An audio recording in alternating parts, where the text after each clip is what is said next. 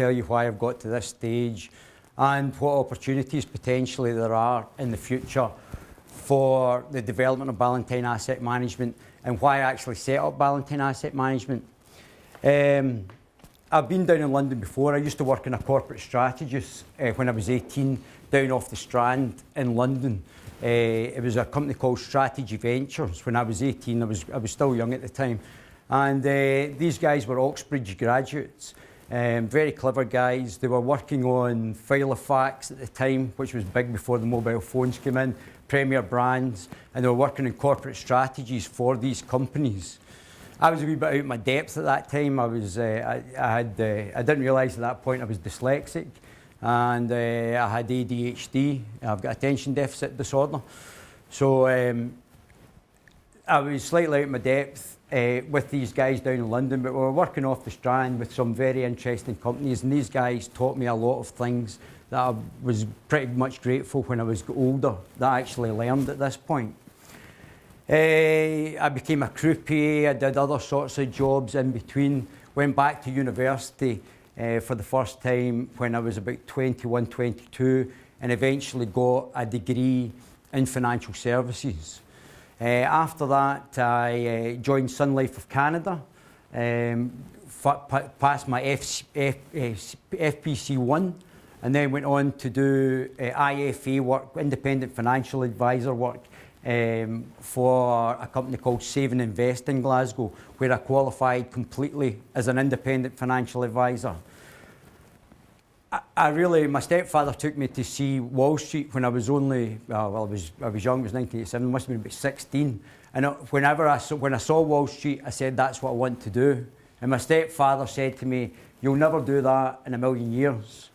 So after I had joined with this company, where I was an IFA or training to be an IFA underneath a very good IFA, I had the opportunity arose to work in a company called Capel Sharp in Edinburgh. Capel Sharp were a medium-sized stockbrokers. The guy who I was being trained to replace had an £80 million private client portfolio under management, and I was due to actually take over his portfolio. And possibly in my life, one of my regrets was not actually sticking with that job. I had the opportunity to go to Stirling University to do an MSc in MSc in investment analysis, which would exempt me from qualifications called the IIMR, which was the predecessor to the CFA, the Chartered Financial Analyst qualifications. What actually happened was the Chartered Financial Analyst qualifications, which is professional qualifications after you guys graduate that you may do depending on what line of financial services you want to get into. They replaced the IMR exams, and they didn't take into notice the fact that some people had actually got their IMR exams to become fund managers or analysts, and they were basically told that they had to resit their CFA. So that was a very good way of actually making more money to do more qualifications. And you might find yourself getting in a situation where you continually do more and more qualifications and you don't make any more money.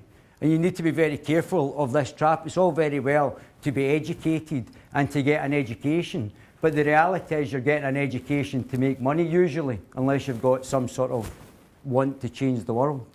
You're all here and probably listening to me because you're all motivated by money or have an interest in money or want to do something with money. So I take it that that's the primary motive for the majority of you actually sitting here listening to me. So I became a stockbroker. I left to do my MSc. I started that in September. I had to apply for a professional loan to pay for my actual course to do a master's. The first bank said, we're not going to give you the loan. So I maybe applied in August. The course started, as you know, in September. I didn't get the loan. You can only apply at one loan at a time. I applied for another loan in September. Didn't get that one, so that was October. So this is me going into the second month of doing my master's. The university said, listen, do you want to come back next year? I said, no, let's try again. Didn't get the third one, got the fourth one, or the third or fourth one in November, which was far too late into my master's course to qualify as or at least get an MSc in investment finance. So that was fair enough. I had got to that stage as well. The most recent things I've been doing is I went to Dubai in 2011 and became an IFA again, an offshore IFA. I don't know if any of you guys are wanting to go abroad or if you want to stay in the UK. You can discuss that with me later on if you want as well. But I was in Dubai for 4 years and I started off as an offshore IFA in 2011. I worked for a really good company called Holborn Assets to start off with, but because I was put in a new environment, it took a period of time to get to grips with the new environment and how to identify clients and potential clients. I eventually got to grips with that, but I moved firms and went to another IFAs, another good IFAs in Dubai. There's some good IFAs and there's some shark IFAs. It's not quite the same as the UK, where there is regulations and people have to do qualifications to give advice, and people have to have an ombudsman for any bad advice. It's a wee bit more of the financial Wild West out there, although there is some professionalism from the British IFAs who are over there and maintain a relative standard, an unregulated but relative professional standard, depending on which one you go to. I was then approached to set up a Forex company, one of only 7 UAE central bank licensed Forex companies in Dubai. It was called Alpha Financials. There was nobody there at the time. The company had the license. They had been operating prior to that. So I basically brought in staff, got the thing actually up and operational. I was working under a guy called Riaz, who was my direct boss. And the whole thing was a success. I was then promoted from the CIO at Alpha Financials in Dubai to the International Development Director for Carrefour MENA. I don't know how much you guys know about the Forex industry. I don't want to, you know about it, do you? Right, okay. Well, the structure of the Forex industry, you get a thing called an introducer broker. At this stage just now, I'm an introducer broker to another company in the UK just now. Alpha Financials was the introducer broker to Carrefour Investments UK. Carrefour Investments is an FCA regulated company, and I was promoted from the CIO at Alpha Financials and became the International Development Director for Carrefour MENA, who was the representative office in Dubai for Carrefour Investments UK. And basically the gist of that job was to set up IB agreements with other people in the MENA, in the Middle East and North Africa, and to allow them to set up their own brokerages. So I stayed with that and came home in April. And when I was over there, I was exposed. Dubai was a great thing for exposing you to different things. It's a far more entrepreneurial, less regulated society. It's got its limitations as well, but for entrepreneurs, it's a great place to cut your teeth, and you get exposed to a variety of different businesses and different ways of actually doing business, and you also get exposed even to an even greater extent of the different nationalities that you meet as well. Especially me, with, as you said, with my Glaswegian accent, some people find it very difficult to understand. So I've had to slow down. This is me slowing down. I had to slow down so I make myself more understood amongst a greater variety of people, because in Dubai there's 200 nationalities from all over the world, and although a large part of them speak English, there's cultural and other sorts of differences as well, and trusting a person who might not be from your background is also another difficulty, especially if you've got no background together. If you've grown up with somebody, then that's fair enough, but if you're trying to explain to somebody that this is the best investment for them, then sometimes it can be a wee bit difficult, and the person can be a wee bit sort of reserved about committing themselves, which is completely understandable. So I came back here with a new sort of vision. I didn't want to work for MDRs. I was sick of working for other people, and I found there was limitations there for working for other people, having to deal with different things, different aspects, limitations on the opportunities for me. I wanted to create a business where if people were working for me, they could actually make money.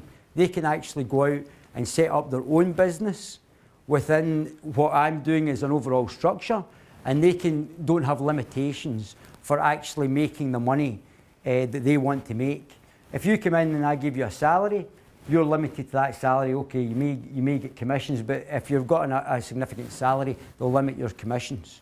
I wanted to create an entity that will, first of all, benefit the client by giving them the most diverse range of products in the financial services that have been due diligence has been done on, so that the client can spread their portfolio over a variety of asset classes, and so that the client doesn't have to go to one broker to another broker. They'll just come to Ballantine Asset Management to start off with, and then they'll be able to see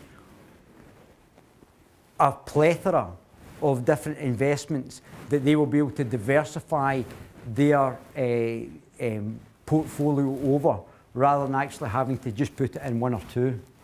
Okay, so that's a whole different structure, a bespoke financial company where the client comes first and the client can diversify over as many asset classes as their capital, whatever the sum of capital that they have will allow them to do.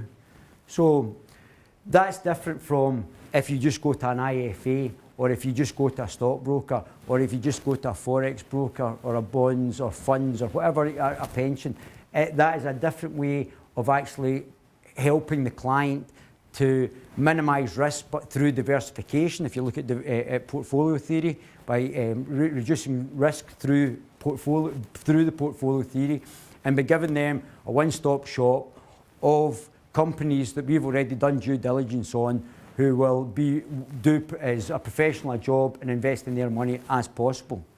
So if you think about it, if you became a footballer, if you were a footballer, and you might have no understanding of all this money that you're going to come into grips with, or if you inherit money, the first thing that you would do is, I want to spend some of it. How much do you spend? How much do you keep? How do you actually structure it? Well, what you should do is just come and speak to us first, and then we can actually structure this sum of money that you're coming into, because you may not have it forever. And if you structure it properly, that can actually keep you for the rest of your life. If you squander it, which is completely your right, and a lot of people who are not mature or come into it and think that this money will be there forever. If you think about a footballer's lifespan, he's earning fantastic money. What's he going to do at 30 if he breaks his leg? And then the money stops to maintain his lifestyle. What happens if he's got a gambling problem and he's been squandering a lot of this money? There's a lot of variables that actually happen, and to actually talk to a company that will give you a complete umbrella of financial solutions, and for you to actually protect your capital over the long term, for me was important for the client, and it's always the client that comes first.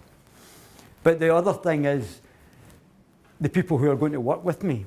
I wanted a system that wasn't going to limit their possibilities. So how do I do that?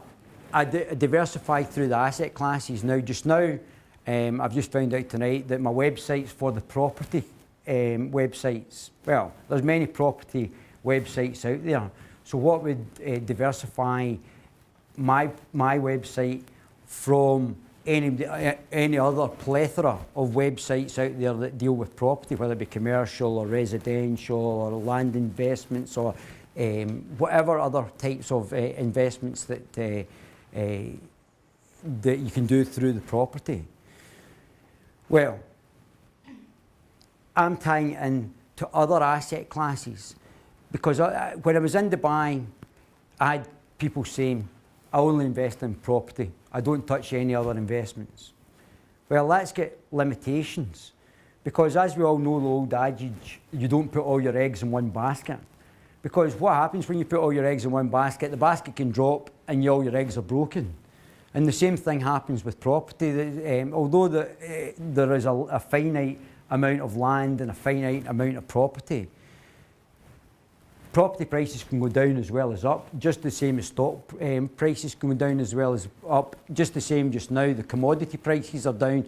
If you look at the oil prices sitting at $40 up, just over $40 a barrel, you have got having an effect on world politics because of the low because of the low oil prices. The fact is that it won't always stay that. The oil will not always stay at $40 a barrel. And the fact is all commodities are down just now. All commodities are relatively cheap just now. So the likelihood is you buy when it's cheap, but the likelihood is that this is going to go up in value. Whether or not it's bottomed out, that's another question, and that is done through analysis of the actual graphs in the Forex. But whether or not it's bottomed out just now is the thing that really is the major question, and whether the property prices now will go, the commodity prices and the other currency prices will change directions. And this is the thing that is of interest within the Forex and commodities markets. But that is only one part of an individual's overall portfolio and should only be looked at from that point of view. If you're doing an overall strategy for a portfolio, only 5% to 10% of the actual individual's portfolio should be in the actual Forex and commodity markets. So, and you really don't want to be in the Forex markets or commodity markets with a limited amount of capital. The more capital you have, the easier it is to trade a Forex or commodity or a derivatives contract. And this is the thing that a lot of people get burnt on because they go in with smaller amounts of money. Now, you can make money with smaller amounts of money. It is possible. You have to have a very good trader who is very switched on to taking profits quickly and increasing the size of the actual capital that client has got. But it's very much easier to have a pooled investment, especially in the Forex, so that you've got more capital from maybe a number of different potential clients, and the actual sum under management is larger, so that you're able to take and ride deep troughs and highs within the market, and you're able to actually not get tapped out on your stop losses, because if you've got your stop losses, it's very easy to get actually eliminated from the market, and it's happened many times. The success rate on the actual Forex and commodity market is limited. So you have to really have a very good trader. One of the things that Ballantine Asset Management will do in the future is that we're actually speaking to the universities in Edinburgh just now, and what we want to do is actually have a traders program where we actually bring on board traders, people who want to actually trade the market. They will do professional qualifications as well as actually theory, and they will actually eventually trade other people's money. But usually, you've got, people are, I don't know if you're nodding away there, but usually it takes a couple of years for a trader to get a track record so that they can show consistency, because it's very difficult to actually, for an investor to trust a trader who's not got a track record and they've not got a consistency of actually being able to show a track record on their investment strategy to see if it's worked, because a lot of contracts and a lot of things have actually been burned, and a lot of clients have been burned in these markets as well. So what I'm looking for just now, and what Ballantine Asset Management required just now, is what I did in Dubai. And what I did in Dubai was, I was an international client relationship manager. And what that meant was I actually spoke to people, identified people who required to invest their money, because if you come into a sizable income, or if you come into an inheritance, or if you become very successful at something, usually you have a chunk of money. Now, you might not have any understanding of what to do with that money. And that's the first thing you've got to accept to yourself, or say to yourself, I really do not know what I'm doing with £1 million. What would you do with £1 million? Where would you invest it? Would you actually have the understanding? Maybe you guys would, but if you were John Doe, who was a plumber and won the pools and won £10 million, do I really have a clue what to actually do with this £10 million? Do I know even who to go to ask what I would do with this £10 million? Okay, I would go to a financial advisor, but a financial advisor deals in a specific segment of the market. Would I go to a stockbroker? Well, a stockbroker deals with a specific segment of the market. And this John Doe might not know what the different segments of the markets are. They might not have an understanding of how to actually set up a portfolio to diversify their £10 million over the different asset classes so that they get a return. What sort of annual return are they going to get? How much money will they get from that 10 million? Does anybody know how much you would get from an annual return? How much percentage-wise you would think you would get on a £10 million investment? Anybody? Percentage?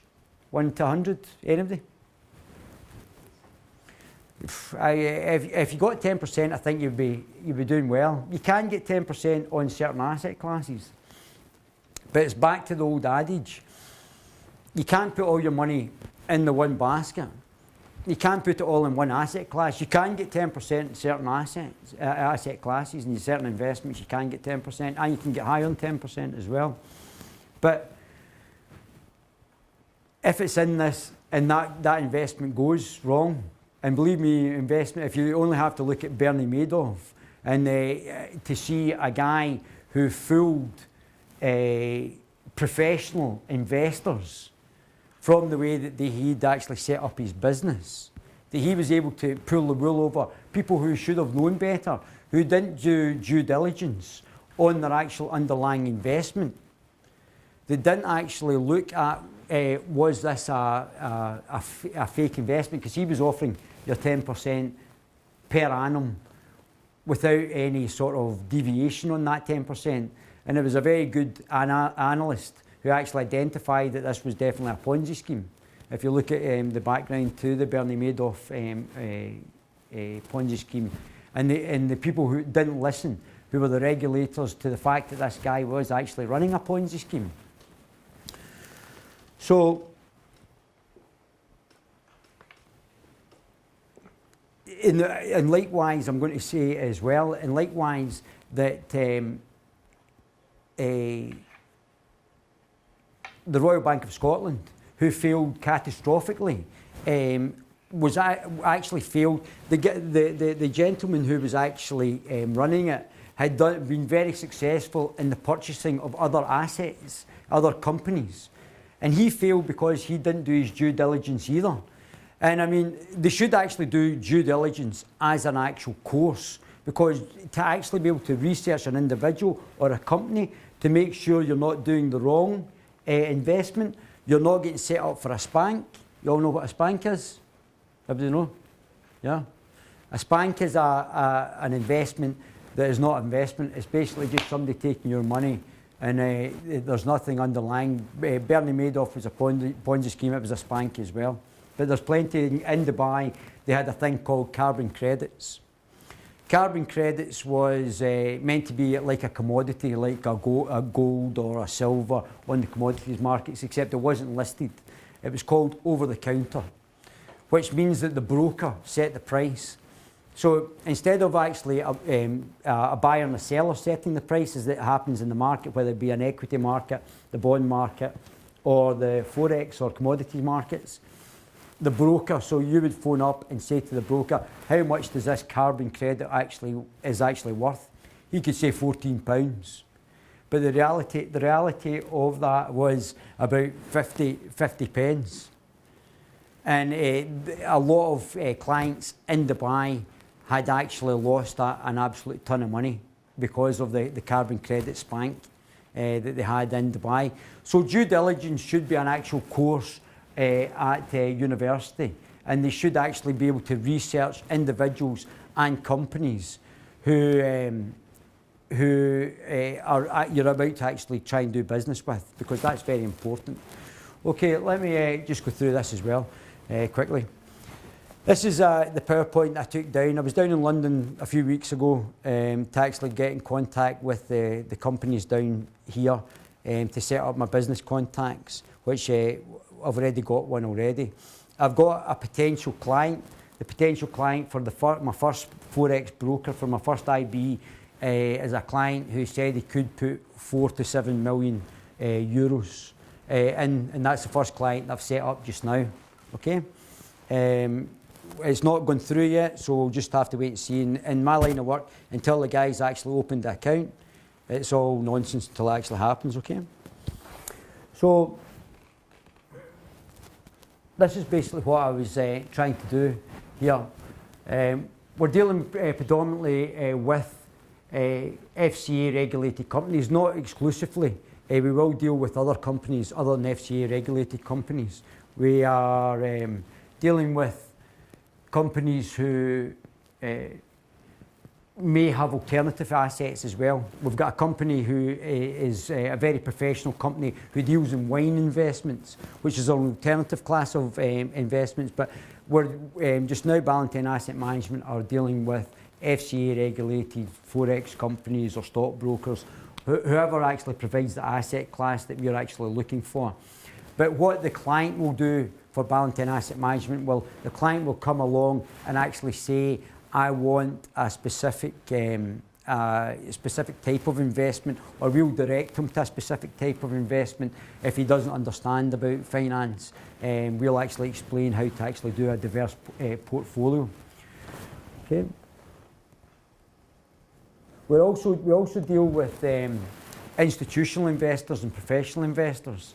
That's where the real larger sums are just now. So we are actually going for the institutional investors, and we're trying to identify requirements for the institutional and private professional investors, who are the larger investors, whether it be like family offices or hedge funds or these types of investors, and trying to help them if they've got any situations that they require any asset classes to fulfill their asset classes.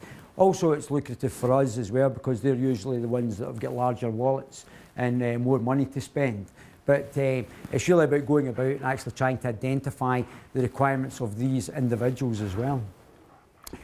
This is a list of the different types of things that we're actually, the different asset classes, the different structures that we're actually looking at.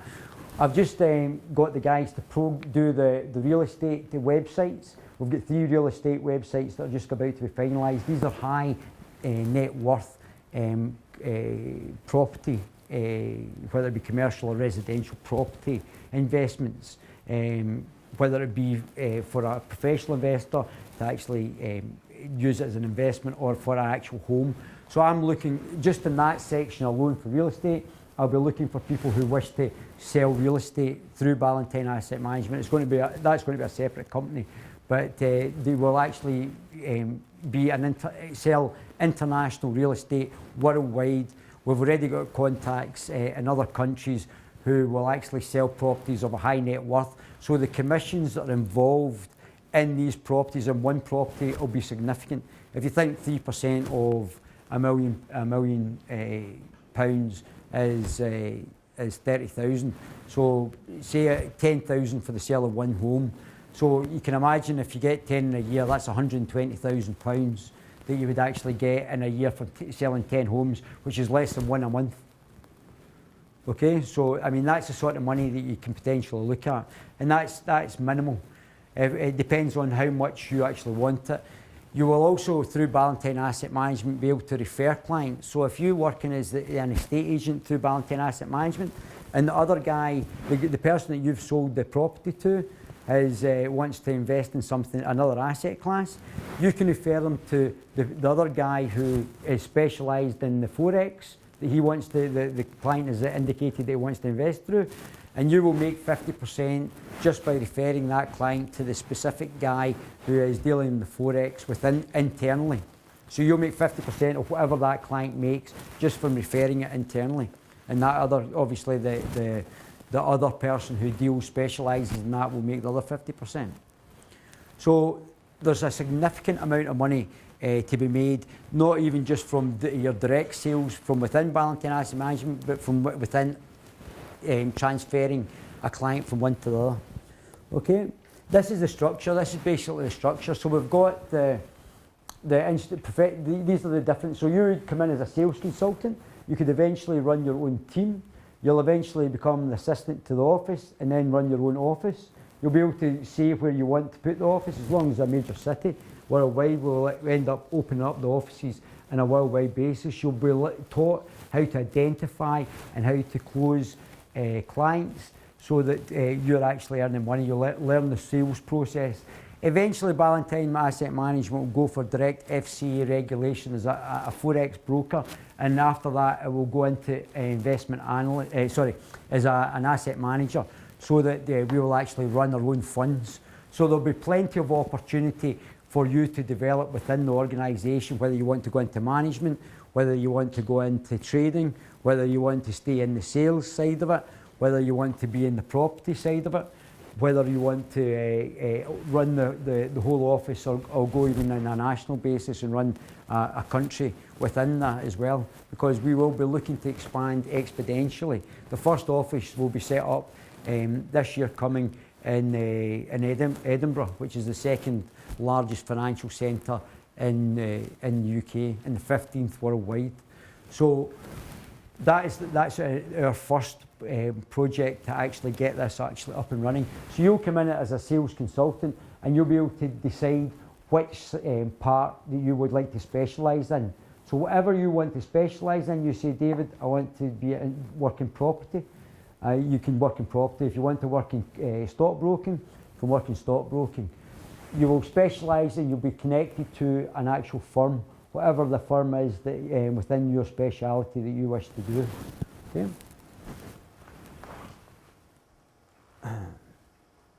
So this is just about stuff about the relationship between myself and the principals.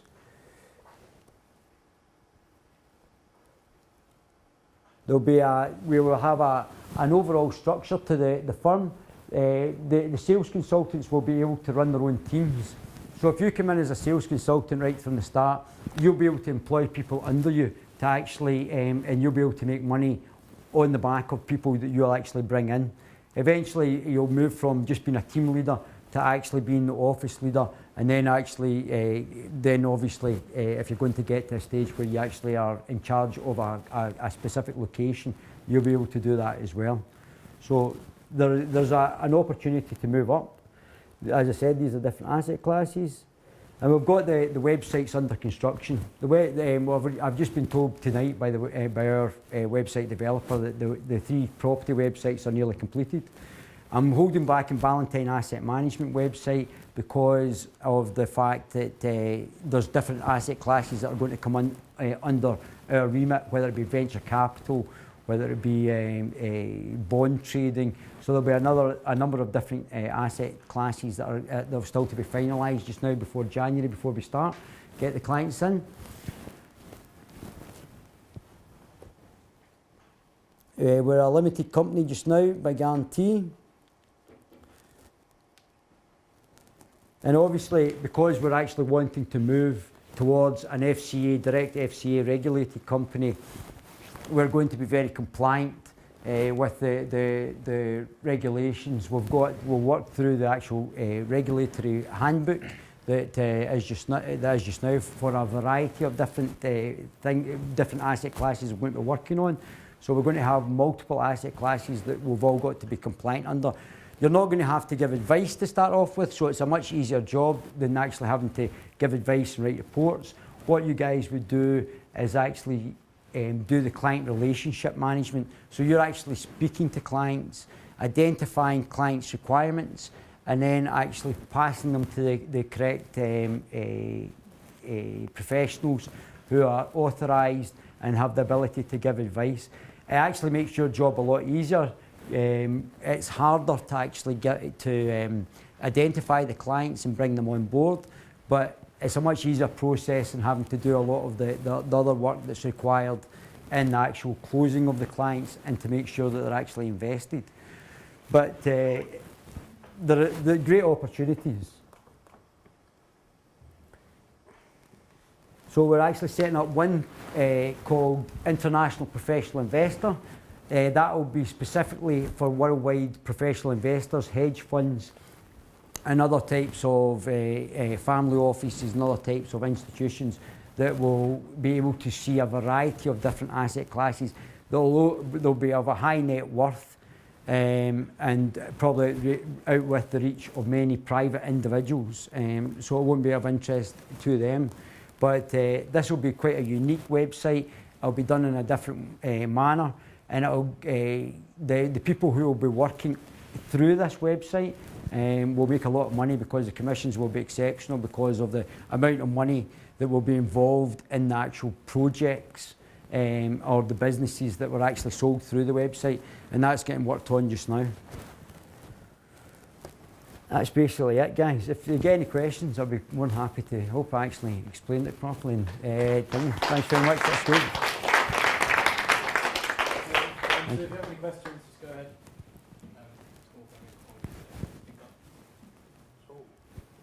Yeah, go on. Tell me a bit about this website that you're talking about. I don't really understand what it is. Well, I'm deliberately being vague. I'm deliberately being vague because it's still under construction. But what happens is in a professional, in the variety of, well, there's two sides of this. There is the ability to sell something to a hedge fund that may be looking to invest. And it's also the requirement of a hedge fund or a professional investor or a family office. They might require a specific type of investment. So it's about, the website will be involved in about marrying up these two sorts of things. I can't really go into too much. I understand you like me going into too much detail. You'll see it up and running very soon. So just give it a wee bit of time. You've got the web address, so you'll be able to see it online very soon. And that's getting worked on just now. But it will marry up what the requirements of the professional, institutional and other investments are with asset classes that are actually being provided by other parties. So I can't really get into too much, but it's along those lines. I can't say too much on it just now exactly. I would just like to ask you, Yeah. what is there for the FCA? I mean, Yeah. you are regulated by them. I mean, No, I'm not regulated. We're not regulated just now through Ballantine Asset Management. We'll go for direct regulation within this year. So within a year, probably from starting, we'll go for direct FCA regulation as a Forex brokerage. But the main goal is not to be a Forex brokerage. The main goal is to be an asset manager, like Aberdeen Asset Management. So that'll be the first step along a path for a variety of different initial investment classes that will go for regulation. But the main goal is to go for it as an asset manager, like Aberdeen Asset Management. That's the goal. Yeah, go on. When is your office in London?